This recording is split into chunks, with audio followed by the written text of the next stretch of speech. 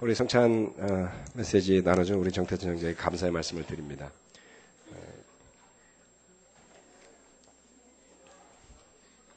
팀들이 막 수근수근하고 있어요. 우리가 이렇게 부모와 자녀들이 함께 예배드리고 또 찬양드리고 또 삶을 나눌 수 있다는 것은 굉장히 큰 기쁨이죠.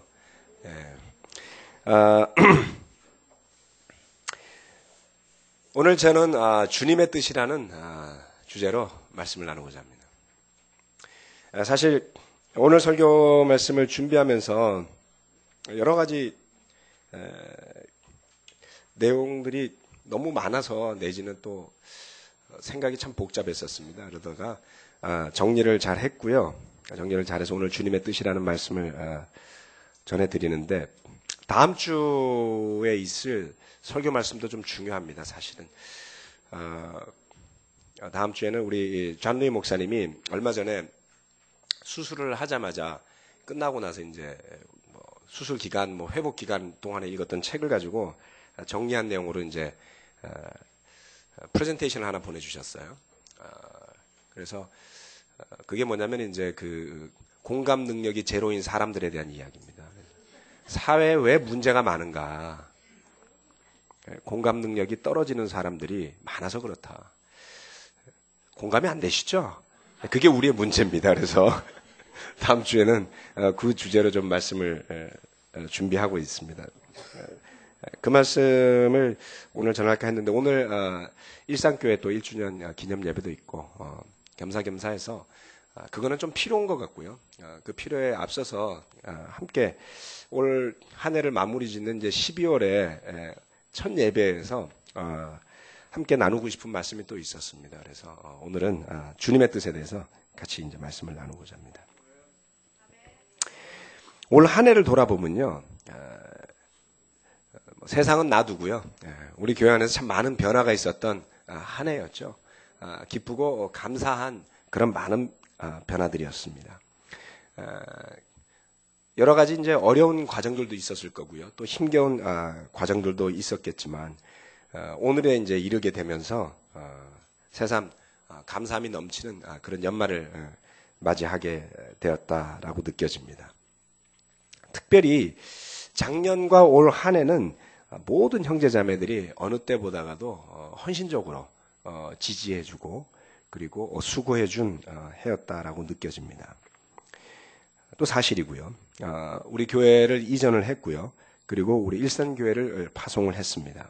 그리고 올 연말경에는 수원 지역과 인천 지역에서 주중 예배를 만들기 위한 준비 모임을 가졌고 수원에서는 지금 이제 매달 우리 수원 지역의 제자들이 함께 모여서 시간을 보내고 있습니다. 지난달 말경에 인천 지역의 제자들하고도 같이 만났는데 아주 기뻤습니다. 또 여러 바이블톡들이 특별히 우리 이제 결혼부 예배를 생각해 볼 때 그렇습니다만은 정말 상당수의 바이블톡에서 성경을 공부하고 또 세례받는 사람들이 있었어요. 그리고 또 한때 또 믿음이 좀 식어졌다가 그 믿음을 회복하는 사람들도 많았고 해서 아마도 우리 결혼한 제자들은 잘 기억을 떠올려 보면 본인이 결혼부로 올라오고 나서 본인이 소속된 바이블톡에서 결혼한 부부가 성경 공부를 해서 세례받은 기억이 많지가 않을 겁니다. 우리 교회 청년부는 항상 많은 사람들이 세례받고 아주 액티브하게 전도하고 하는데 반해서 결혼부들은 본인의 생활을 성숙하게 만들고 필요를 채우는데도 정신이 없는 우리 기대가 높잖아요. 그렇죠? 제자들의 기대가 높기 때문에 그러기에도 바빴던 경우들이 많았습니다. 그랬는데 올 한 해는 참 그와 같이 상당수의 결혼부의 그룹들이 정말 누군가가 말씀 안에서 변화하고 거듭나는 것들을 많이 지켜볼 수 있는 아주 뿌듯한 한 해였습니다. 또 우리 이웃을 돌아보는 마음들도 새롭게 커져가는 한 해였다라고 저는 생각을 합니다.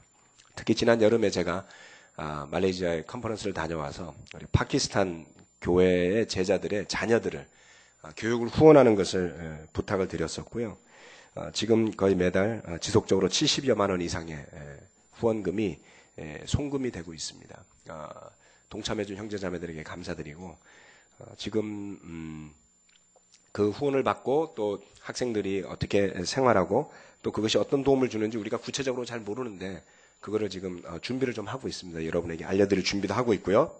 또 특별히 파키스탄 교회를 인도하는 부부를 내년에는 초대하고자 합니다. 그래서 아마 이슬람권에서 살아가는 제자들의 모습에 대한 이야기를 처음 듣게 되실 거예요. 파키스탄은 우린 갈 수도 없어요. 가고 싶어도 가지도 못하기 때문에 천상 불러야지 됩니다. 그래서 기대를 하고 있습니다. 한 해를 정리하면서 그동안 해왔던 일들을 적어보니까 정말 많더라고요. 주님께 감사하는 그런 시간이 되었죠. 우리가 살면서 때로는 스스로 던지기도 하고 고민해보는 질문 중에 하나는 뭐냐면 이런 것입니다. 주님, 과연 주님의 뜻이 뭡니까?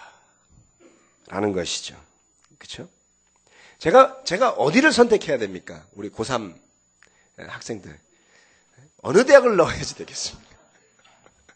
그런 거는 점쟁이한테 가서 물어보는 게 빠를지도 몰라요. 하나님은 그런 것에 대한 응답을 잘 주시지 않죠. 제가 이 길로 가야 됩니까? 저 길로 가야 됩니까? 고민할 때가 있습니다. 과연 이렇게 하는 게 잘하는 걸지, 과연 저렇게 하는 게 잘하는 걸지 엄청난 고민을 할 때가 있죠. 특별히 진로를 앞두고 또 취업을 앞두고 내지는 새로운 사업을 계획하는 사람들은 이러한 그 질문을 수도 없이 자신에게 던지기 마련입니다. 그런 선택은요, 아주 우리를 불안하게 하죠.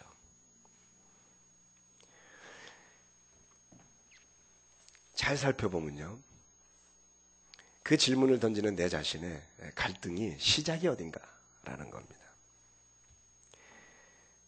그것은 내가 원하는 것을 손에 놓고자 하는 열망이 강하기 때문이에요.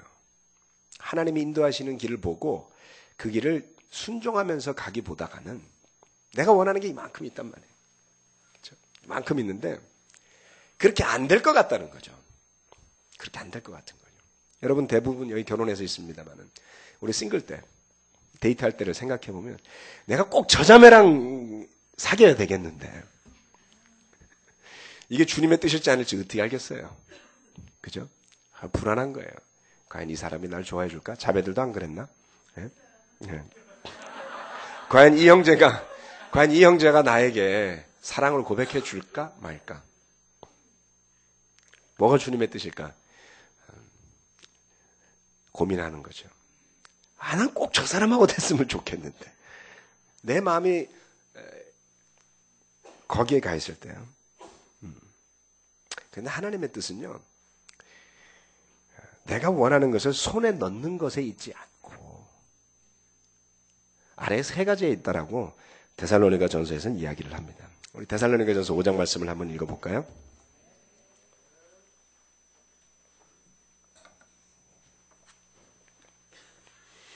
데살로니가 전서 5장 16절에서 18절 말씀입니다.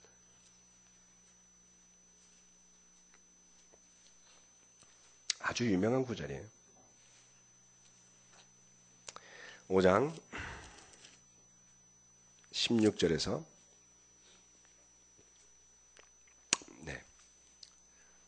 읽도록 하겠습니다. 항상 기뻐하십시오. 끊임없이 기도하십시오. 모든 일에 감사하십시오. 이것이 그리스도 예수 안에서 여러분에게 바라시는 하나님의 뜻입니다.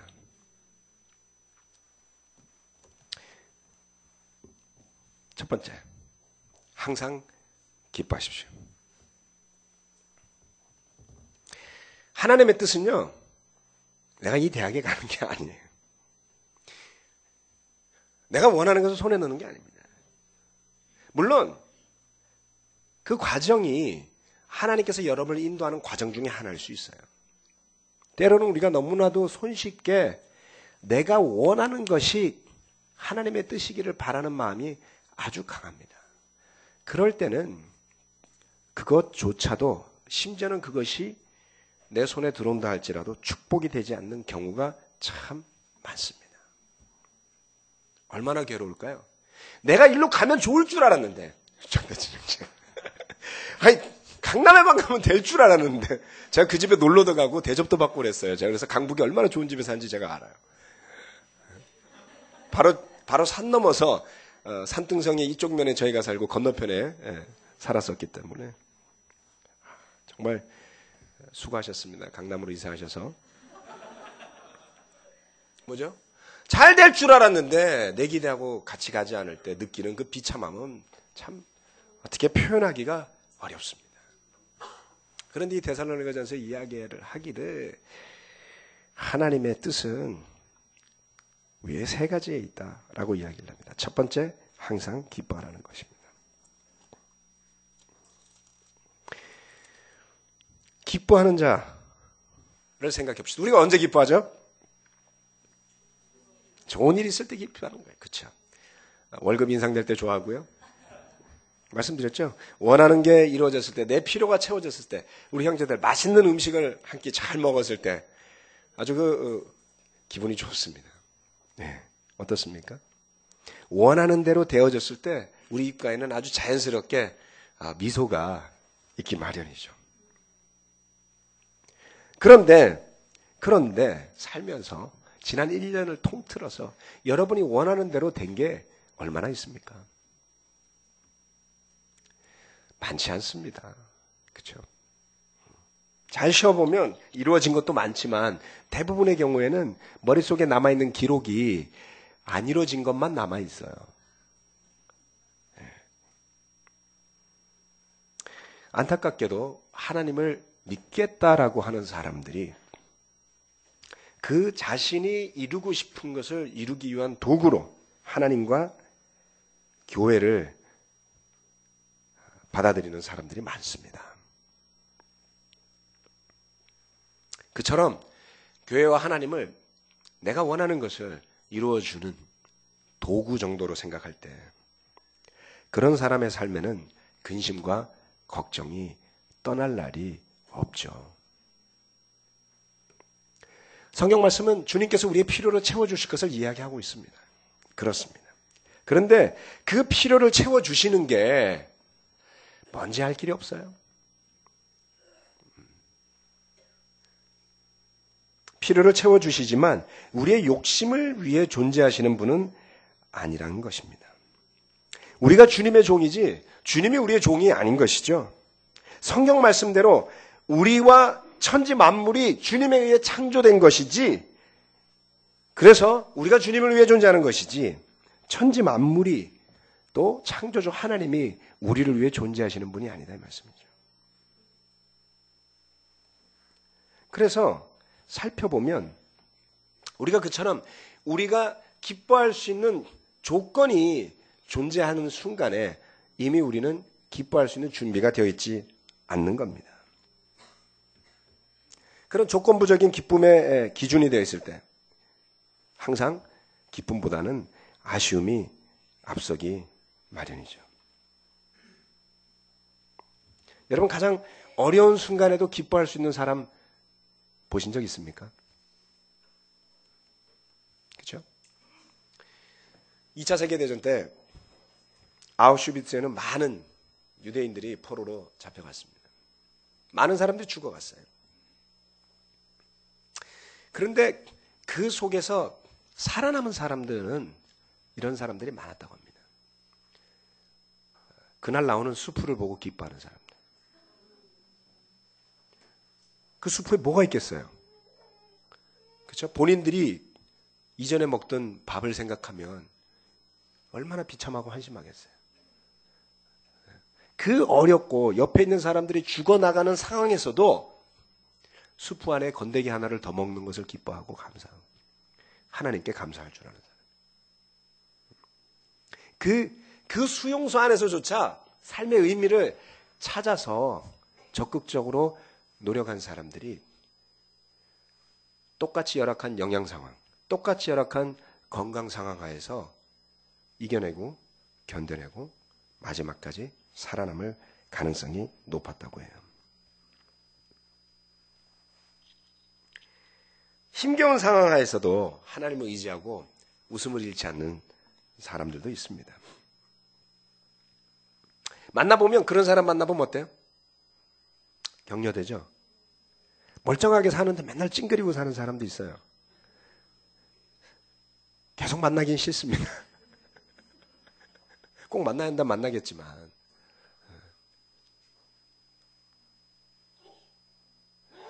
시종일관 어려운 가운데도 주님을 의지하기를 포기하지 않고 노력해온 사람들이 우리 가운데는 참 많습니다. 그런 시련들이 저와 여러분을 단련시켰죠. 포기하지 않고 배우려고 하고, 포기하지 않고 변하려고 하고, 포기하지 않고 기도하고, 그래도 절망적인 상황이라고 느껴질 때에도 주님을 생각하고 구원을 생각하고 우리 이웃을 생각하면서 기뻐하던 사람들이 우리 가운데는 많습니다. 그래서 여러분이 겪는 그런 시련들이 오히려 여러분을 단련시키고 연단되어지고 시간이 지난 다음에는 더 큰 시련들을 맞이할 준비가 되는 것이죠. 로마서 14장 10절 말씀은 이와 같이 이야기를 합니다.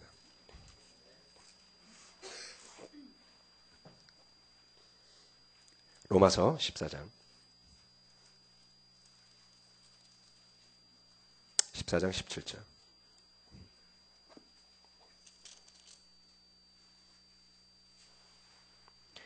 하나님의 나라는 먹는 일과 마시는 일이 아니라 성령 안에서 누리는 의와 평화와 기쁨입니다. 우리에게 먹고 마시는 일이 참 중요한데요. 하나님의 나라는 먹고 마시는 거 기본이고요. 그거를 넘어선 의와 평화와 기쁨을 이야기하고 있습니다. 예. 빌립보서 4장 말씀에 가보면요. 일단 가보도록 합시다. 빌립보서 4장 4절에서 5절 말씀. 주님 안에서 항상 기뻐하십시오. 다시 말합니다. 기뻐하십시오. 여러분의 관용을 모든 사람에게 알리십시오. 주님께서 가까이 오셨습니다. 이 두 가지 말씀을 잘 우리가 묵상을 해봐야지 됩니다. 주님 안에서 기뻐하라고 그랬거든요. 그 다음에 하는 말씀이 뭐라 그러냐면 모든 사람에게 관용을 나타낼 수 있다는 거예요. 너그럽게 대할 수 있다는 뜻이죠. 여러분 한번 생각해 보세요. 여러분 언제 너그러워지죠? 마음이 여유가 있을 때 너그러워지는 거예요. 우리 팀들 여기 많이 와 있는데 자기 엄마 아버지한테 뭘 사달라고 부탁할 때 애들이 아무 때나 부탁하지 않아요. 아주 똑똑합니다. 그래서 눈치를 살펴서 기분이 좋아 보일 때 살짝 가서 웃으면서 이야기하죠. 그렇죠? 정신없을 때 이야기하면 기분 나빠가지고 부부싸움 하고 있는데 와가지고 사달라 그러면 심플하죠. 야, 안 돼! 이렇게 되는 거예요. 여러분, 내가 기쁠 때요, 훨씬 너그러워져요. 그래서 베풀 수 있게 되는 거죠. 나눌 수 있게 되는 거죠. 무엇으로요? 먹고 마시는 일 때문에 기뻐할 게 아니라 주님 안에서 누리는 의와 평화와 사랑 때문에 우리가 기쁠 수 있어야 한다는 것이죠.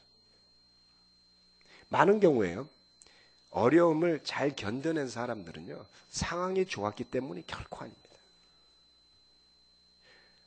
특별히 저는 제자로서 헌신하면서 사는 많은 사람들, 형제자매들의 삶에 들어가서 이야기를 들어보면요. 그 안에 많은 일들이 있습니다. 잘 산다고 문제가 없는 건 나보다 더 잘 산다고 내가 겪는 문제를 안 겪는 게 아닙니다. 정말 잘 사는 사람이 어디 있겠습니까? 그렇죠? 다 똑같습니다. 그런데 먹고 마시는 것을 의지하지 않고 하나님을 의지하면서 그 기쁨을 놓치지 않는 사람은 그 어려움 속에서도 그 다음에 답으로 하나님이 인도해 주실 때까지 포기하지 않기 때문에 그 다음 길로 갈 수 있게 되는 것을 저는 보는 것이죠. 아멘. 축복은 바로 거기에 있습니다. 원하는 것을 얻어서 기뻐하는 인생을 산다면 얼마나 피곤한지 몰라요. 거기에서 벗어나야 합니다. 두 번째, 쉬지 말고 기도하라 하였습니다. 기도에 대해서 길게 말하면 잔소리죠. 아니, 당연히 기도해야죠. 그런데 의외로 우리가 기도하지만 그 기도의 능력을 믿지 못하거나 적당히 생각하는 사람들도 많습니다. 기도는요, 내가 원하는 것을 얻는 도구가 아니라 주님과 연결되어지는 영적인 기회입니다. 쉬지 말고 기도하라는 말씀은요, 쉬지 말고 원하는 것을 요구하는 뜻이 아니고요, 끊임없이 주님과 연결되라는 뜻입니다. 제 삶에서 굉장히 큰 활력소 중에 하나가 있어요. 그건 뭐냐면 제 아내하고 대화하는 거예요. 좋은 일이 있건 나쁜 일이 있건 고민이 되건 대화하는 겁니다. 심지어는 제가 설교 주제가 생각이 안 날 때도 대화해요. 설교는 제 아내가 해주진 않지만 정말 좋은 아이디어를 줄 때가 참 많습니다. 대화하는 거죠. 제가 옛날에는 이걸 몰랐어요. 남자들 중에 여자하고 대화 잘하도록 훈련받은 사람이 몇이나 있겠습니까? 바람둥이 빼고.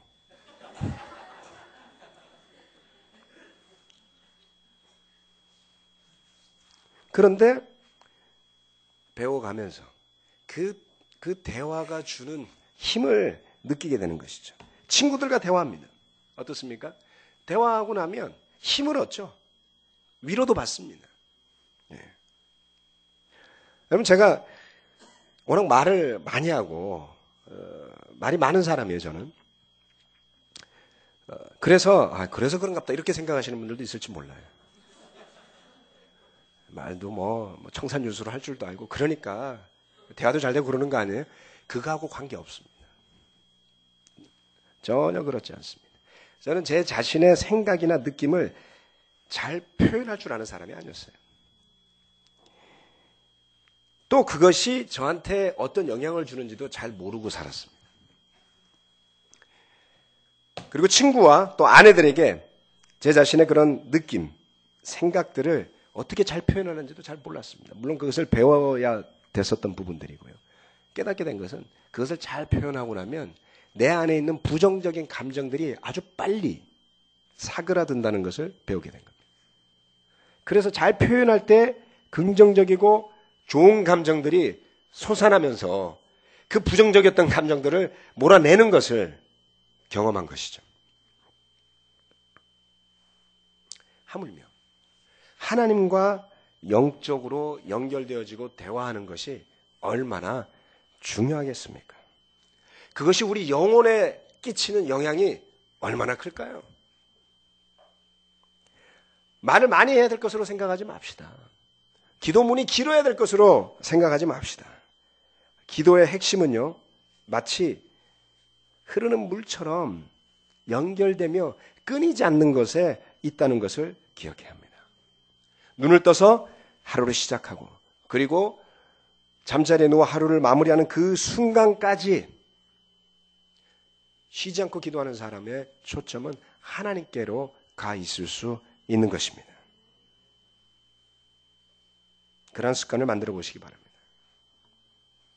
주님과 동행하는 삶, 그와 같은 삶은 승리로 연결될 수 있습니다.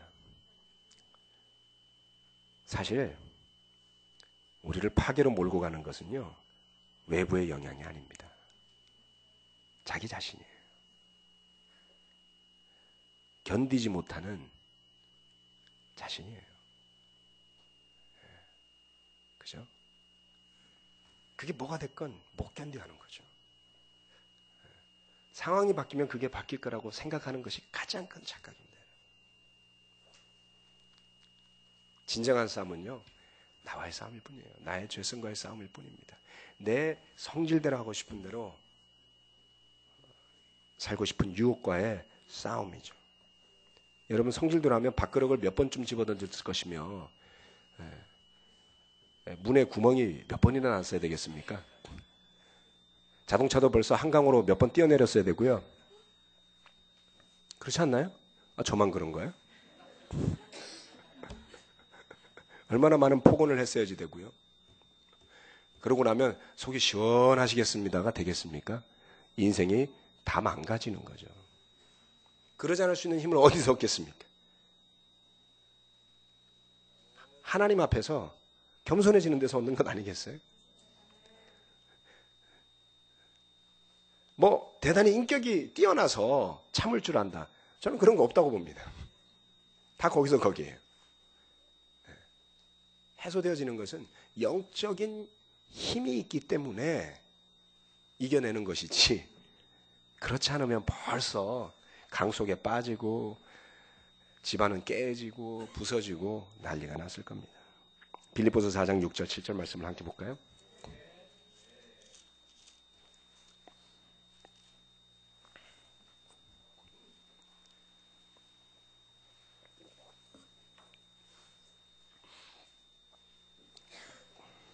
(4장) 6절에서 7절 말씀입니다. 아무것도 염려하지 말고 모든 일을 오직 기도와 간구로 하고 여러분이 바라는 것을 감사하는 마음으로 하나님께 아뢰십시오. 그리하면 사람의 헤아림을 뛰어넘는 하나님의 평화가 여러분의 마음과 생각을 그리스도 예수 안에서 지켜줄 것입니다. 이 말씀은요, 너무나 놀라운 말씀입니다. 아직도 많은 제자들이 이 말씀의 능력을 충분히 체험해 보지 않았을 수도 있습니다. 여러분, 염려하지 말고 구하십시오.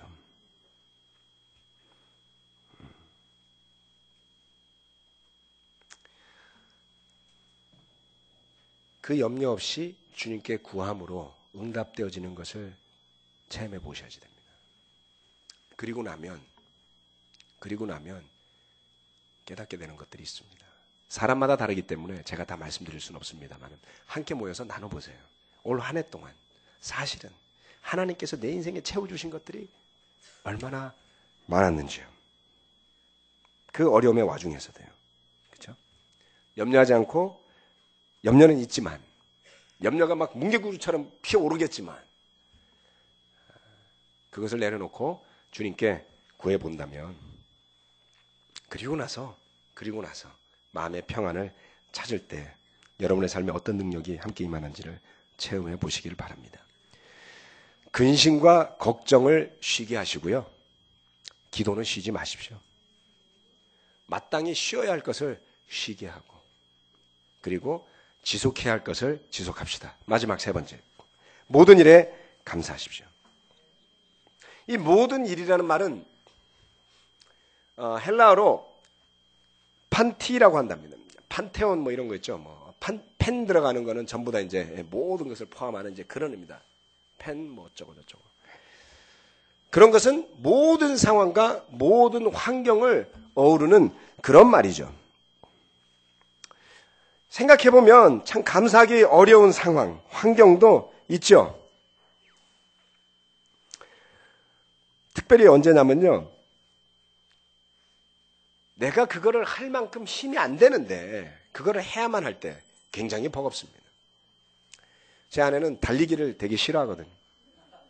걷는 거는 좋아요. 근데 좀 빨리 뛰면 싫다는 거예요. 심장이 빨리 뛴대. 당연하지. 심장 빨리 뛰라고 조깅을 하는 거고, 그래야지 심장이 튼튼해지는 거고, 그래야지 어깨도 덜 결리고 뭐 이런 건데 버거운 거예요. 뛰는 게. 그렇죠? 그러면 심장이 빨리 뛰니까 금방 관둬요. 네? 그걸 제가 비난하는 게 아닙니다. 우리가 이와 같다는 뜻입니다. 뭔가 내가 버거운 일을 맡으면요, 심장이 빨리 뛰거든요. 힘들거든요. 숨이 차거든요. 그래서 때려치고 싶다 이 말씀입니다. 그런 상황, 그런 환경은요, 감사하기 참 어렵습니다. 단적인 예를 들어드리겠습니다. 결혼하신 분들, 부부생활. 마라톤하는 이봉주 선수가 걸어가는 느낌이 아니고 대부분의 부부들은 걸어가던 사람이 뛰는 느낌이 드는 거죠. 100m도 뛴 적이 없는 사람이 풀코스 마라톤을 뛰는 게 결혼 생활입니다. 공감들 하시지 않나요? 이렇게 공감 능력이 떨어지기 때문에 제가 다음 주에 공감 능력 제로에 대해서 말씀을 드릴 겁니다. 어렵죠. 야, 도대체 이 여자는 왜 내 말을 이렇게 안 들어줄까? 도대체 이 남자는 왜 나를 눈꼽만치도 이해해주지 않을까? 그것이, 그 상황이, 그 여건이 버겁고 힘들기 때문에 감사가 안 돼요. 결혼했는데. 특히 우리 교회 안에서 그러면 얼마나 더 골치 아픈지 아세요? 청년부에서는 결혼하는 게 꿈을 이루는 것 중에 하나거든요. 그래서 많은 청년부에 있는 후배들이 당연히 행복할 거라는 기대를 갖고 바라본다는 걸 알기 때문에. 그러고서 결혼했는데 부딪히고 어렵고 부인해야 되고 성장해야 되는데 이게 안 되니 버겁죠. 감사하지 않습니다.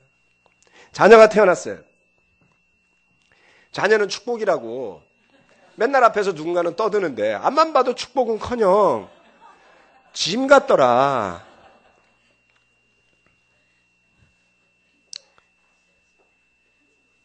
좋은 아버지요. 아버지들 계시죠? 아버지들? 난 정말 좋은 아버지야. 그렇게 생각하시는 분은 다음 주 설교를 꼭 들어야지 됩니다.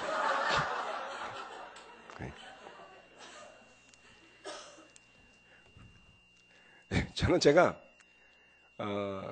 군대에서 일할 때 저는 나쁜 장교라고 생각해 본 적 없어요. 나는 내 할 바를 아는 장교 중에 하나야. 부족한 게 있다 할지라도 난 괜찮아. 좋은 평가 받을 만해. 이렇게 생각했거든요. 거기에 약간의 특권의식이 더 조금 있습니다. 그걸 잘 표현하면 자신감이기도 하죠. 결혼했더니 좋은 남편이 아니야. 좋은 남편 되는데 10년 이상 걸린다. 10년 이상이면 초등학교 졸업하고 중학교 졸업하고 고등학교 들어갈 때쯤 돼가지고 이해가 된 거죠. 아니야, 10몇 년 더 걸렸어요, 사실은. 10년 넘어가니까 그렇게 형편없고 악한 남편은 아니야, 이 정도죠. 정말 좋은 남편 대학 졸업할 정도까지 걸렸던 것 같습니다. 근데 좋은 아버지는 아직도 아닌 것 같아요. 내 마음에서 바라봤을 때. 뭐죠? 때로는 아버지이기가 부담스러운 거예요. 말씀드렸죠? 내 생각 가는 대로, 내 감정 가는 대로 말하고 행동하고 싶다 이거죠. 어떤가요? 여러분 직장에서는 어떻습니까? 목회자로서의 제 역할도 마찬가지입니다.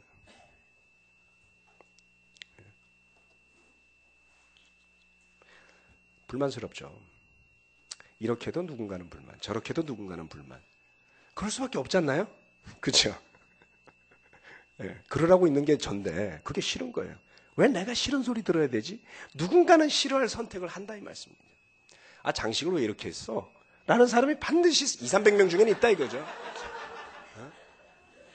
확률적으로 있습니다 여러분. 또 내가 어떻게 지나가다 하는 소리를 듣고 또 저러나? 이러시지 말고 그냥 있다 이거예요. 개 중에는. 다른 사람도 불만도 견디기 힘든데 마지막엔 제 아내도 그런다니까요 저한테. 당신이 왜 이렇게 해갖고 말이야. 그때쯤 되면 견디기 힘든 거 아니겠어요? 어쩌자고 같은 일에 종사해가지고 아내까지 간섭하게 만드나. 직장에 출근하고 나면 와이프가 뭔지 몰라서 잔소리 못하는 직업이면 참 좋겠는데 속속들이 알아요. 어떤가요? 정말 감사하기 어렵습니다. 그렇죠? 왜요? 좋은 일이 없어서가 아니죠. 충분히 성숙해진 상태에 도달하지 못한 겁니다. 잘 되기를 바라고 있는 것이 본인이 하나님의 말씀에 따라서 그 역할에 적합한 사람으로 변하고 성장하고 성숙하기를 노력하진 않는 것이죠. 잘 생각해 보세요. 우리는 한 번도 미래에 살아본 적이 없습니다. 즉 날마다 새로운 삶인 거예요. 날마다 새로운 상황인 거예요. 그래서 얼마나 잘 새로운 상황에 적응할 수 있습니까? 없습니다. 그렇죠? 제가 오늘 일상교회 1주년 기념예배 설교하러 갑니다마는 고민돼요. 왜요? 처음 하잖아요. 일상교회 1주년 기념예배가 뭐 옛날에 있었나요? 아니, 분당교회는 있었죠. 그럼 제가 분당교회 산 설교 거기 가서 해야 되겠습니까? 그럴 수가 없잖아요. 분당 다르고 일산 다른데. 오늘 다르고 어제 다른데. 그래서 날마다 새롭기 때문에 우리는 날마다 예기치 못한 상황에 부딪히게 돼 있습니다. 나이가 들어가는 것도 어색하지 않습니까? 요즘은 남의 일이 아니에요. 치매도 남의 일이 아니고 성인병도 남의 일이 아니고 저거 언젠가 걸릴지 몰라. 이제 그 나이는 됐다는 거죠. 그렇다고 준비가 됐느냐? 아니죠. 여기 계신 우리 아버님 어머님들 7순 8순 넘어가시는데 그렇죠? 그런 날이 오리라고 생각 안 했을 거 아닙니까? 어느덧 누군가가 나를 노인 취급하면 얼마나 서운하시겠어요. 마음은 청춘인데. 그렇습니다. 제가 예배 전에 우리 한 형제가 초대한 분이 와가지고 학생이세요? 대학생인 줄 알았어요. 결혼하셨더라고요. 그 이야기는 제가 엄청 이미 늙었다는 소리인가 아닌가요?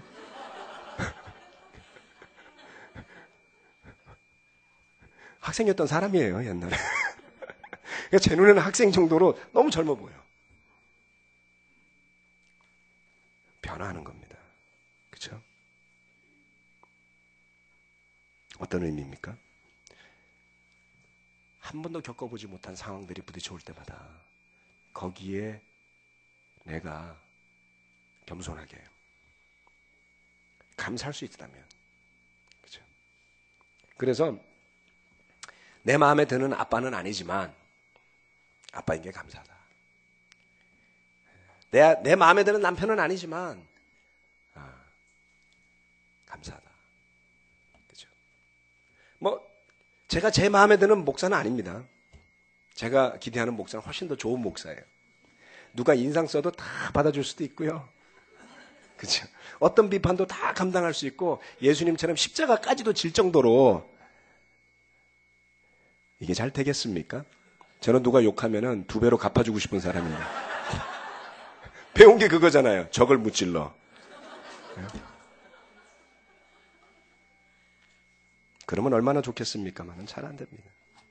그래도 감사합니다. 완벽하진 않지만 하나님께서 내게 주신 역할, 책임, 그리고 그 상황에 적응해 가면서 이 말씀의 의미를 조금씩 더 배워가고 있는 것입니다. 설교를 마치면서 여러분에게 숙제가 있습니다. 볼펜이나 이렇게 필기할 걸 한번 꺼내보세요.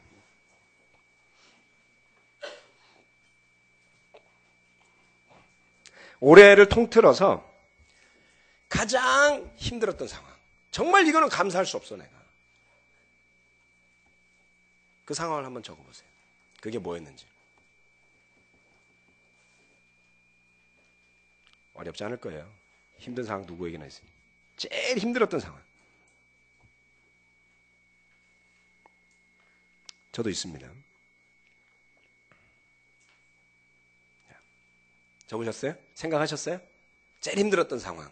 이제 오늘 이거 갖고 여러분 부부가 대화를 해보시는 겁니다. 집에 가서 저녁 시간에. 가족들이 같이 이야기도 좋습니다. 그런데 그 속에서 그 상황이 잘 해결됐을 수도 있고요. 아직 해결 안 됐을 수도 있습니다. 진행형일 수도 있다 이거죠. 그 상황 속에서 그래도 감사할 일이 있는지 한번 찾아봅시다. 그것도 한번 적어보십시오.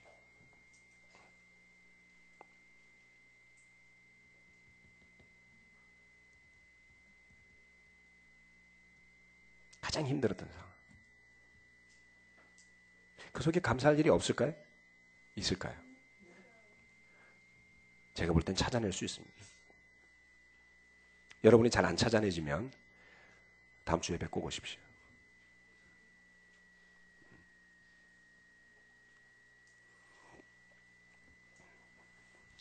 이걸 가지고 우리 가족들이 한번 이야기해 봅시다. 그리고 나서 한번 생각해 보세요. 정말 모든 일에 감사할 수 있을까요? 감사할 수 있습니다. 아멘. 이 세 가지를 기억해 봅시다. 우리의 삶을 향한 주님의 뜻, 그것은 내가 강남의 30평 아파트에 사는 것도 아니고요. 우리 자녀들이 내가 뜻하는 대로, 원하는 대로 그런 모습으로 되는 것도 아닙니다. 내가 원하는 만큼의 성공을 손에 넣는 것도 아닙니다. 우리 삶을 향한 주님의 뜻은 기뻐하고 기도하며 감사하는 사람이 되는 것입니다.